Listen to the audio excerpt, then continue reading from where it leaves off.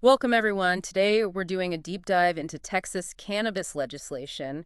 And, well, it's a bit of a tangle. It really is. We're looking at how a veto, which sounds like good news for open markets, might actually be working with another new law to kind of lock in a monopoly. Yeah, we've been digging through the sources, and it's a fascinating picture. It is this paradox where, a ban gets stopped, but the market itself seems to be tightening up around just a few players. Exactly. So the big question is, what's real access versus, let's say, perceived progress? That's what we're going to unpack today. Okay, so let's jump in. First big thing. Just this week, June 22nd, Governor Abbott vetoed Senate Bill 3, SB 3. Right. And SB 3 was, well, it was a pretty clear shot by three licensed medical cannabis companies A shot to do what, exactly? to outlaw popular hemp products, things like Delta-8, thca flower, those infused drinks, vapes, basically wipe them off the map in Texas. And these companies, they lobbied hard for this. Oh, absolutely. The sources show a clear aim. Get rid of that massive $5.5 billion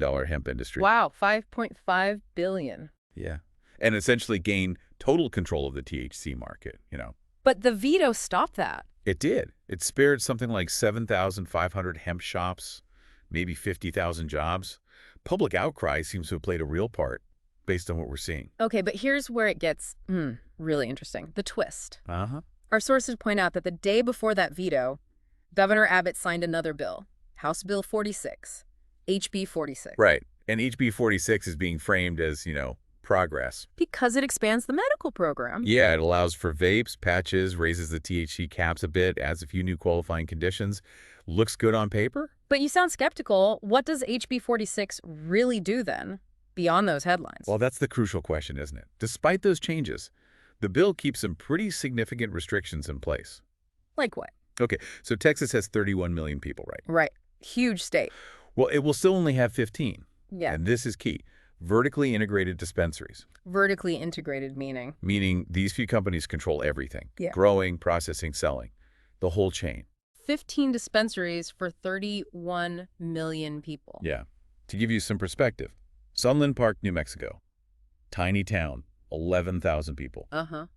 They also have 15 dispensaries. That comparison. Wow. It really highlights the scale difference. It does. And it's not just the number of dispensaries. What else is still restrictive? Well, the sources detail other tough rules, like only specific state-registered doctors can even approve patients. Yeah, okay. There's still this 90-day treatment rule, which can block access for people who need help, urgently. Right, that seems counterintuitive for medical news. And product costs. Yeah. Still high. There's basically no price competition built into this system. Oh. And smokable flower, still banned. So even with these expansions, the pool of eligible patients is small. Very small. We're talking about maybe 29,000 patients out of 31 million Texans. So putting it all together, the SB 3 veto saved the hemp industry, but HB 46, what's the takeaway for the overall market structure? I think the main point is the monopoly is, well, it's still intact, maybe even stronger in some ways. Because the same players dominate. Exactly. Those three companies that push for the SB 3 ban Texas Original Compassionate Cultivation, or TOCC, Good Blend, and Blissful Canico, they're still the main game in town for medical. And they have a big slice of the pie. Huge. TOCC alone, back in 2022, supplied 77% of all Texas medical cannabis. 77%. That's market dominance. And our sources detail their political connections, too.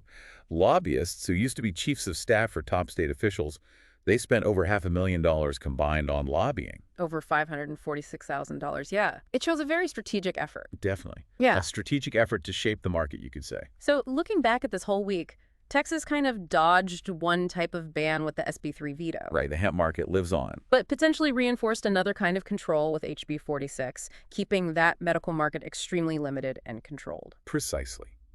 Which brings us to a question for you, the listener, to think about. Yeah. When you see laws like HB 46 presented as progress, and okay, it does expand some things for some people, but it keeps such tight controls, such limited access. What does that truly mean? Is it real progress? Is it real progress if it seems to mainly benefit a very small number of companies, even while offering, incremental improvements for a tiny patient pool? It's definitely something to consider as we watch how these complex cannabis laws keep evolving, not just in Texas, but everywhere. Absolutely. Something to keep mulling over.